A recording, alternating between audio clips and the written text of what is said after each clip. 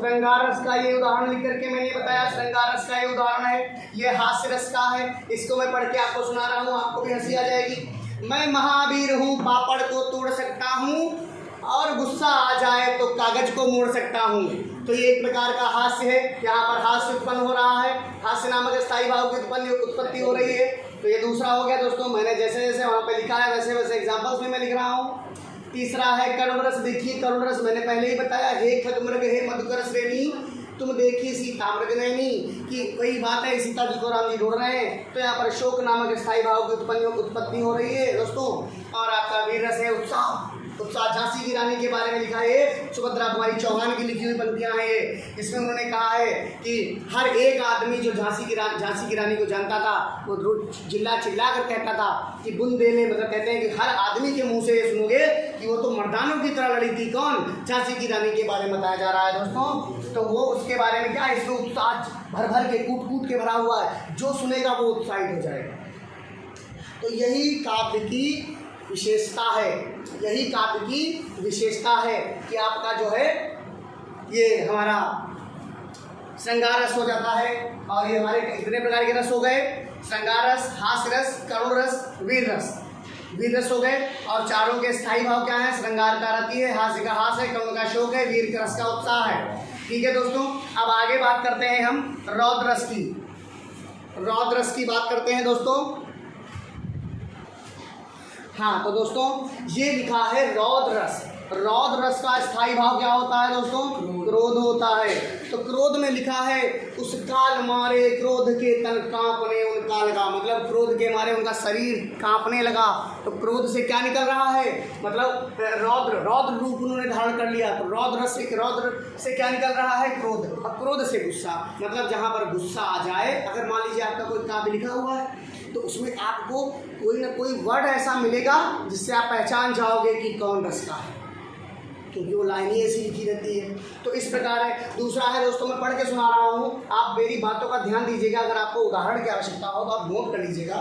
लिखा है समस्त सर्पों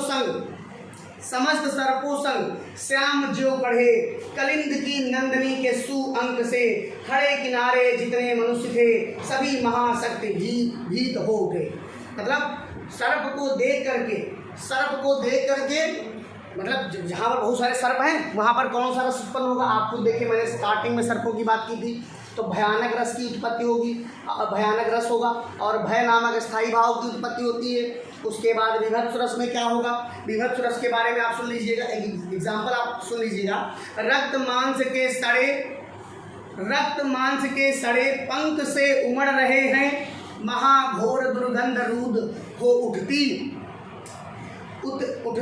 श्वासा। फिर से सुन लीजिए, रक्त मांस के सड़े पंख से उमड़ रही है, महाघोर दुर्गंध रुद्ध हो उठती श्वासा। मतलब इतनी भयानक दुर्गंध वहाँ से आ रही है कि सांस तक रुकी जा रही है। तो इससे क्या है कि घृणा वहाँ से हो रही है, घृणा उत्पन्न हो रही है। विभत्स रस है और जुगुप्सा करके या घृणा करके उसका स्थायी भाव बतलाया गया है। अगला है दोस्तों अद्भुत रस। अद्भुत तो सबको पता है, आश्चर्य की बात है। कहने लगे सीताराम और लक्ष्मण एक साथ वन में जा रहे थे, किसी ने उनको देख लिया तो उनको आश्चर्य हो गया, अरे ये एक साथ कैसे, कहाँ जा रहे हैं? तो वहाँ पर क्या आश्चर्य, विस्मय उत्पन्न हो गया, विस्मय नामक स्थायी भाव उत्पन्न हो गया। अद्भुत रस आएगा दोस्तों वहाँ पर। एग्जाम्पल सुनिएगा। सती दीख कौतुक मग जाता, आगे राम सहित सिय भ्राता, फिर चितवा पाछे प्रभु देखा, सहित बंधु सिय सुंदर देखा। तो कहने का मतलब दोस्तों ये है कि राम, सीता और लक्ष्मण को जाते हुए किसी ने देख लिया तो उसके अंदर आश्चर्य उत्पन्न हो गया। कोई भी आदमी, अभी मान लो कोई यहाँ पर कोई बड़ा सेलिब्रिटी है, कोई रास्ते में आपको खड़ा हुआ मिल जाए तो आपको आश्चर्य हो जाएगा। मान लो जिसकी कामना न की हो वो आदमी सामने आ जाए तो आश्चर्य होगा। तो वहीं पर वो आश्चर्य होगा, तो आश्चर्य का मतलब विस्मय हो जाते हैं। विस्मयादिबोधक शब्द भी तो होते हैं, वाक्य भी तो होते हैं। तो उसमें आश्चर्य का सिंबल लगता है, कहीं ये लगता है और कहीं क्वेश्चन मार्क लग जाता है, व्हाट अ ब्यूटीफुल सीनरी ऐसे करके बोल लेते हैं ना, तो वो चीज़ है। वही विस्मयादिबोधक चिन्ह भी लगा होता है इसमें। फिर है आगे दोस्तों शांत रस। अब शांत रस क्या मतलब, शांति से पढ़ लो कि निर्वेद और वैराग, मतलब आदमी जो शांत है, निर्वेद है, वैराग है, उसको जीवन से कोई मतलब नहीं है, तो उसको वहाँ पर जो वो कविता में जो उत्पन्न हो रहा है, कविता में जो उत्पन्न हो रहा है उस रस को शांत रस कहते हैं। इसका एग्जाम्पल देखिए दोस्तों, जग असार संकट पुरी नाना, जग असार संकट पुरी नाना, विकल व्रत चित साधु समाना।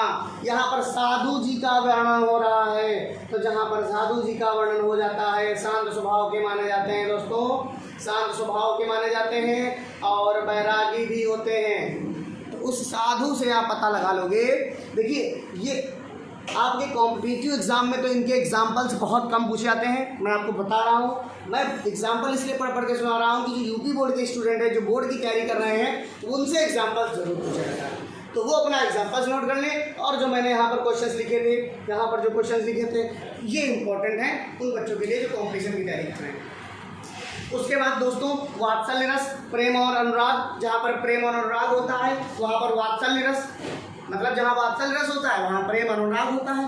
भक्ति रस, भक्ति रस भी मैंने यहाँ कहीं लिखा था दोस्तों, ध्यान दीजिएगा, ये है कौन सा, भक्ति रस। इसमें भी स्थायी भाव क्या है, स्थायी भाव क्या है, प्रेम है, और उसका भी स्थायी भाव प्रेम अनुराग है। तो मैंने स्थायी भाव की संख्या कितनी बताई थी, 9। रस कितने बताए थे, मूल रूप से 9 ही है, लेकिन ये आप समझ लीजिए कि हमारे शांत रस को, वात्सल्य रस को और भक्ति रस को शामिल कर लिया गया उसमें, तो वो 11 हो गए।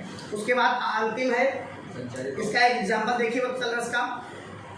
किलक अरे मैं नेह निहारूं, इन दांतों पर मोती मारूं।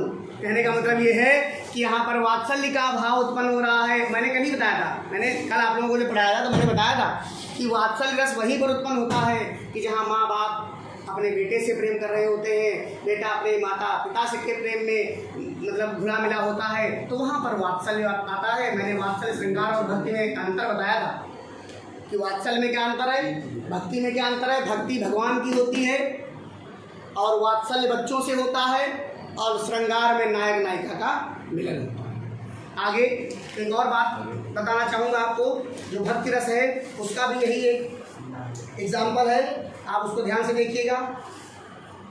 प्रेम नामक स्थायी भाव है, और भक्ति का मतलब मीरा के पद पढ़ लीजिएगा। भक्ति रस में मीरा के पद आप पढ़ेंगे तो आपको इसके उदाहरण मिल जाएंगे। और एक चीज़ है दोस्तों कि आपको सब कुछ पता चल गया, रस के बारे में पूरी जानकारी आपको दे दी गई।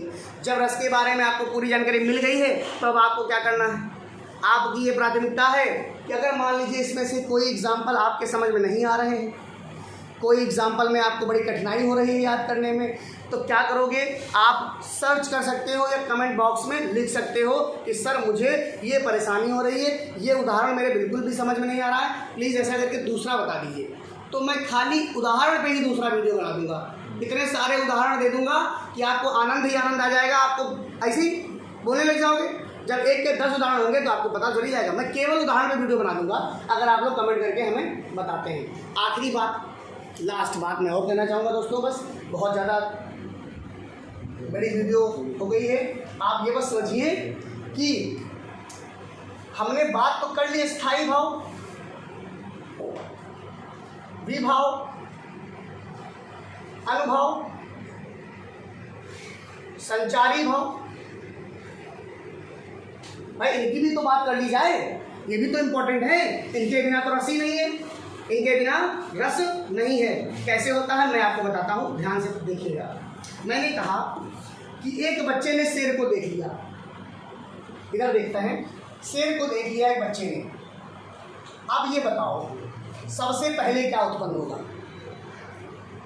सबसे पहले भय उत्पन्न होगा। तो भय मतलब ये भयानक रस का एक संयोग हो गया। सबसे पहले क्या उत्पन्न होगा, भय। अब देखिए जब ये शेर और बच्चे के बीच का जो वो हुआ उत्पन्न जो हुआ वो स्थायी भाव हुआ, स्थायी भाव हुआ। किसके कारण उत्पन्न हुआ, तो ये विभाव। विभाव यहाँ पर कौन है, शेर है। अब विभाव जो है शेर के कारण ही तो भय उत्पन्न हुआ, तो विभाव हमारा शेर है। शेर ने ऐसी परिस्थितियां बना दी, शेर को देखते हुए ऐसी परिस्थितियां बन गई कि हमारे अंदर भय उत्पन्न हो गया। उसके बाद दोस्तों अनुभाव क्या होता है, अनुभाव जो होता है वो मानसिक और शारीरिक क्रिया। अब देखो जब शेर को देखोगे तो अगर शेर पीछे मुंह ऐसे घुमा ले तब तो कोई बात नहीं है। अब कहीं गुर्रा दिया, तो जब गुर्रा दिया तो हाथ पैर सब ढीले हो गए, तो उसमें अनुभाव का मतलब अनुभाव उसमें शामिल हो गया। शारीरिक प्रतिक्रियाएं, कांपना, सर हिलाना, आंखें फाड़ना, ये सब हमारा किस में आ गया? अनुभाव में। अनुभाव में दोस्तों शारीरिक क्रियाएं आ जाती हैं, जो इनको देख करके विभाव के कारण जो क्रियाएं होती हैं उनको अनुभाव कहते हैं। फिर बात करते हैं संचारी भाव की। संचारी भाव अब मन में उत्पन्न होता है कि क्या करे, भाग जाए कि रुक जाए।